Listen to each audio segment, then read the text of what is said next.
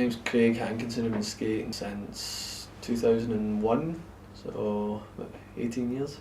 My name's Mark Roy. I've been skateboarding since I was 12.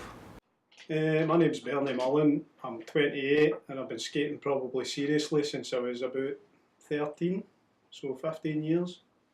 I used to hang about with him and we would share it, but then after a while I just get more and more into it and ended up getting my own skateboard and found parks in the area and that kind of thing. Just started hanging about with people through that. I mean, I think it's like now, if you're comparing it to now, I'd say now it's definitely looked at as a lot, don't use the word cooler, but like compared to then anyway, it's definitely considered a lot more acceptable now, whereas then you would usually get the piss taken out of you and stuff, and there'd be like, there'd be kind of a bit of animosity there. Probably my earliest memory is going out on my skateboard, not being able to do it, and having a wee kind of play about at the end of the street, and then greeting and going back up to my house, and I was greeting to my dad saying I can't do it and stuff.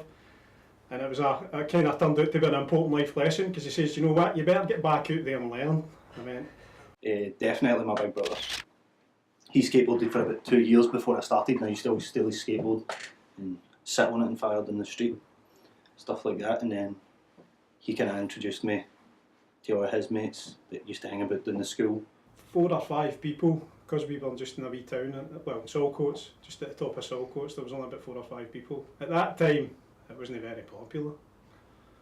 Well, there's me, my mate Danny, Johnny McIntyre, Bernie, who you're going to have an interview with, my cousin John, my other big brother skateboarded as well, and then just a couple of other mates that my brothers had, and then Craig Hankinson. Like, I'd just go to the other school and hang about with my mates and go in and then get chased out by their teachers and stuff. Yeah, probably more just based on the stuff that I've done, like the places that I've been through skateboarding. I've travelled a lot and met most of my mates, listened to most of the music I listen to now through stuff that I've done through skateboarding, so it's definitely influenced me. When you were growing up? Amazing. It was the best thing ever. I ditched school and everything to go skate. Even nowadays I've quit jobs to go skate. Like, it doesn't matter what I'm doing, if I'm not skating enough then I'll just ditch it. Well, I've not got any ligaments left in my ankles basically. I've just I tried this before, so it works this time. So. It was a bit of a kind of subculture back then, to be honest. It was more about kind of misfits and the kind of folk that were perceived as a wee bit different in school that kind of congregated together, to be honest. The folk that weren't good at football or whatever else, they kind of found each other through the kind of skateboarding and BMXing, and I've been skateboarding with the same folk I've been skateboarding with since I was about 14. So I think everybody knows each other, especially in this kind of area. It was always about just everybody hanging about, and I've never experienced that in any setting I've ever been in, any social setting. But the actual ambition that I really had, like, everybody obviously wanted to be pro and get sponsored and everything like that. Because it's Scotland, there's no really big opportunity for it. Like, if you were that kid back then and say you were in the right spot for that matter, like, there was good companies, but maybe it could have happened because some of the boys were like really, really good, and you'd be watching videos like, I could do that. Do you want to just sum up what that word means to you?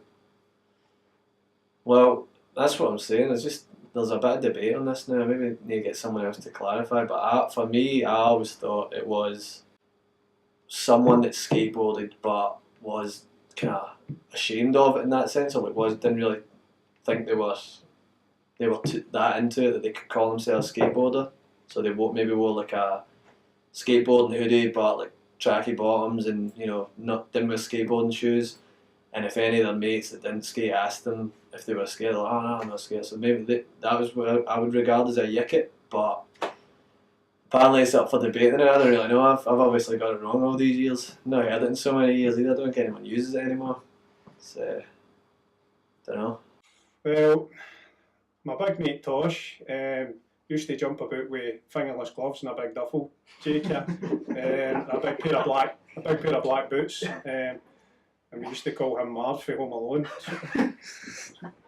So that's probably the image that I conjure up when I think of a yicket. When I hear the word yicket, it just reminds me, like, my 13-year-old me, the chunky trainers, the big baggy denims with the stripes down them, a big baggy hoodie or something, and just somebody that just skateboarded every day, but was a bit of a weirdo, a wee bit of a reject, and just, I don't know.